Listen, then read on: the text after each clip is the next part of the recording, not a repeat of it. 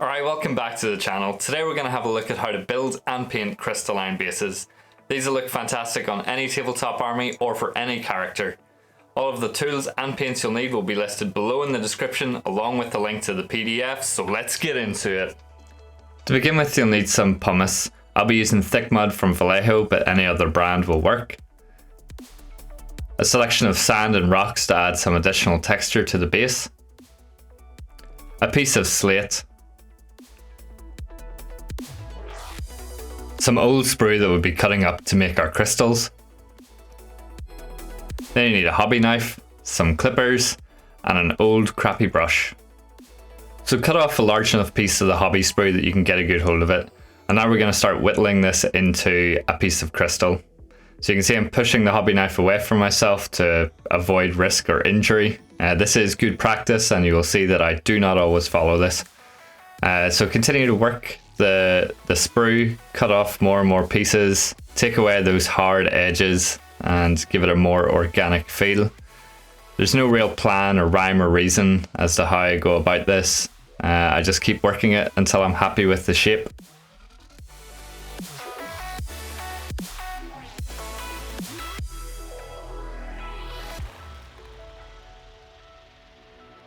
And once I'm reasonably happy with the shape, I just start cutting away those hard edges and remove that artificial feel to the base of it. So whenever we clip it, we get something that looks kind of natural. Again, be very careful whenever you're doing this. Do try to cut away from yourself and don't do what I'm currently doing on screen.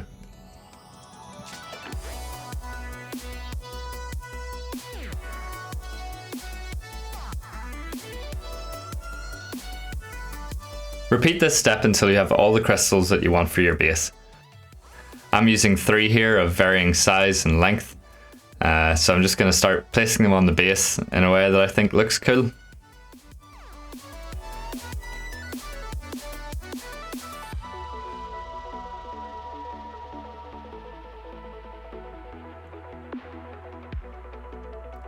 Now I know I'll be placing the slate on top of this, so I'm angling this one in such a way that I can position the slate on top of it.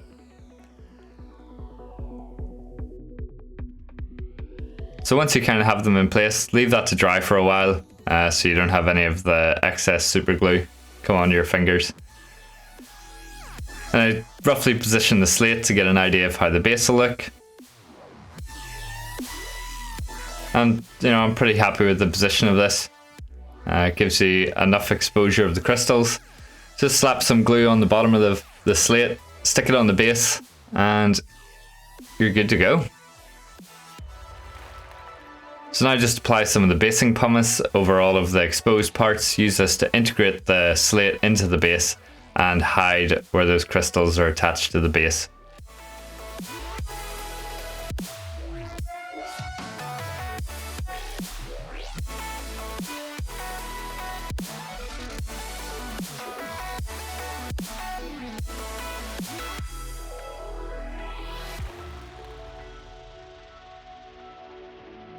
Don't worry if there's any overspill, you can just wipe it away, or if it dries, scrape it off with a hobby knife.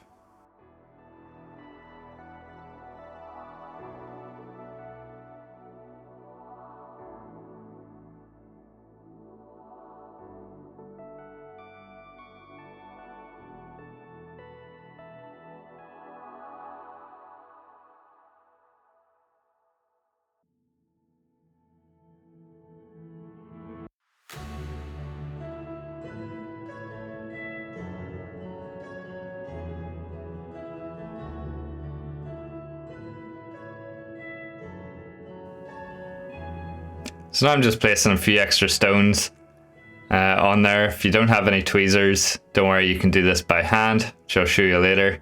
But it just gives you that wee bit of extra control and stops your fingers getting too dirty. And now I'm just sprinkling some on top. Don't worry, this will just stick to the pumice.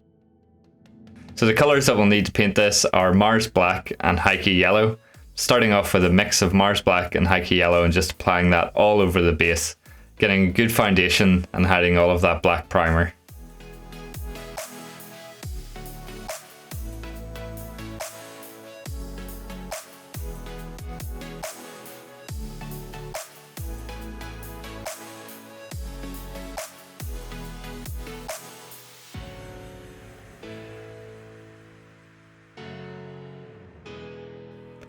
Taking a makeup brush, now I prefer makeup brushes for dry brushing because they have a softer bristle.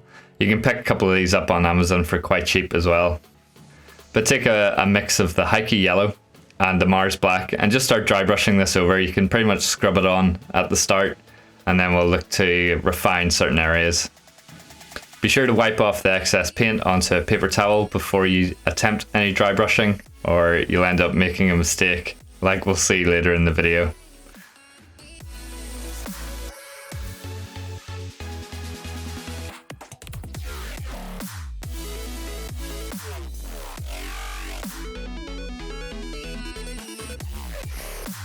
Yep, just there. Just rub it off with your finger. If it doesn't come off, we can just integrate it in and hide it. Nothing has to be perfect here.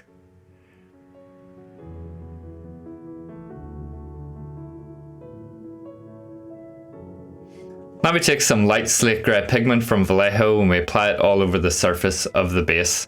I don't want too much of this on the rock, so I'm not really placing a lot of it on top of there. I'll add a wee bit to imply that some of the debris and dust has blown over it, with the wind or with the weather. And you can put on as much of this or as little of this as you want. It is up to you. I like a pigmented base. I think it looks a lot nicer. It has a very soft, natural feel.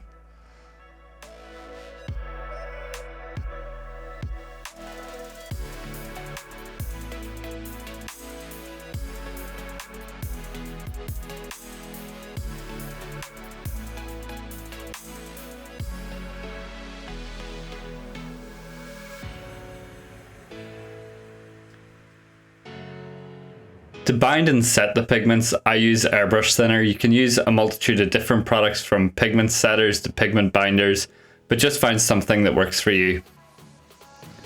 So use a couple of drops and use the capillary action to help it flow over the base. Once that's set, we come back in with the glaze of Mars Black over the slate to add some more contrast. If you remember back to the tutorial on how to paint the Votan, we had our light coming in from the left hand side of the miniature or the right of the screen. So I'm pushing the pigment in the opposite direction of the light source.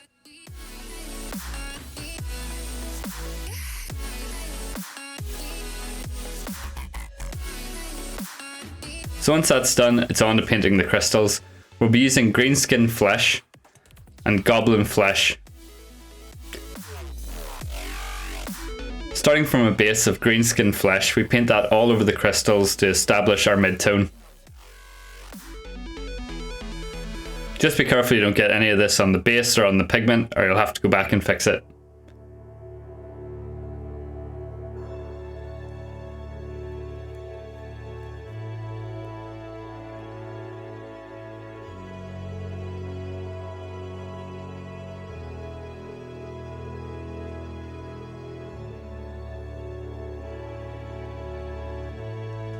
Now we take some Mars Black and thin that down to a thick glaze and use this to create some shadows and some contrast within the crystals. So push this towards the base of the crystal. Try to alternate these as well so you create more contrast by having bright points and dark points beside each other.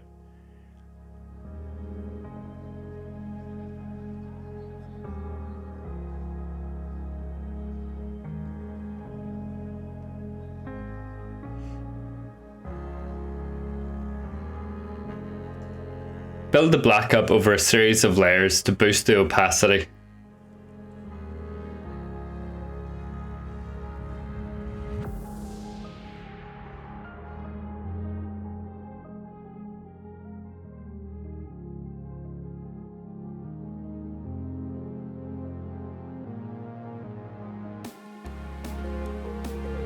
Now to highlight the crystals, we use a mix of Greenskin flesh and Goblin flesh.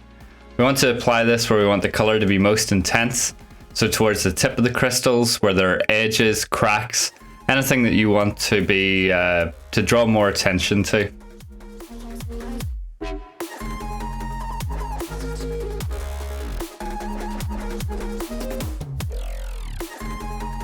You can kind of see we're using a combination of techniques here, some edge highlighting, some layering.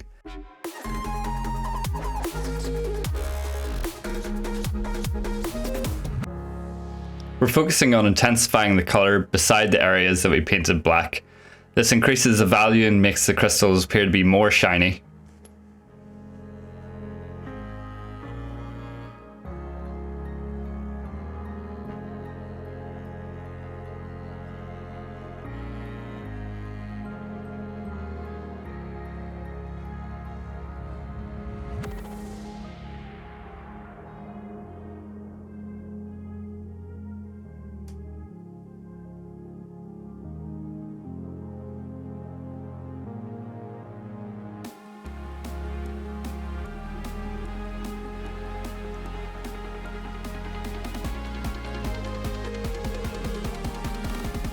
Once you're happy with that, add in some more Goblin flesh and push those highlights even further.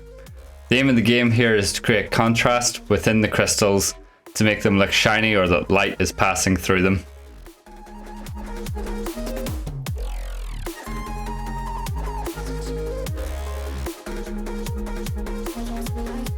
Again, be more selective with where you place these highlights, cover less of the previous layers, and really work those edge highlights up towards a point.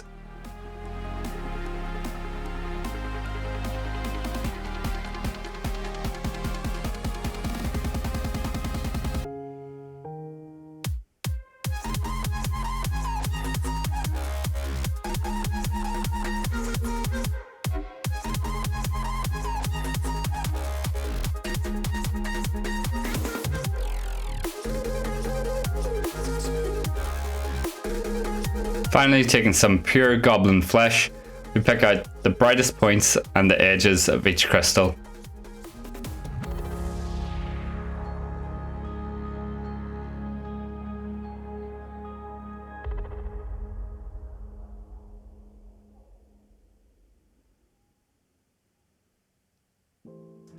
All that's left to do now is paint the rim black. Do this in a couple of thin coats of Mars black or whichever black you prefer to use, and call him done.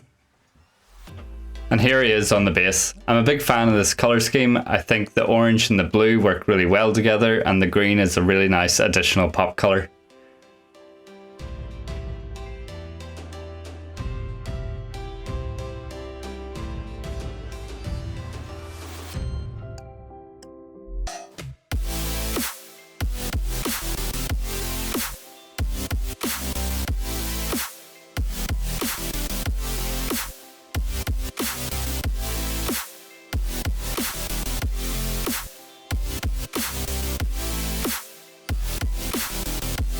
Hopefully you found that useful. If you have any comments, questions or suggestions for future videos, please drop them below in the comments. And I stream a couple of days a week on Twitch if you want to come by and hang out. We also have a Discord where you can come along, get involved with the community and share some of your work with us. Thanks for watching, and I'll catch you at the next one. Don't forget to like and subscribe.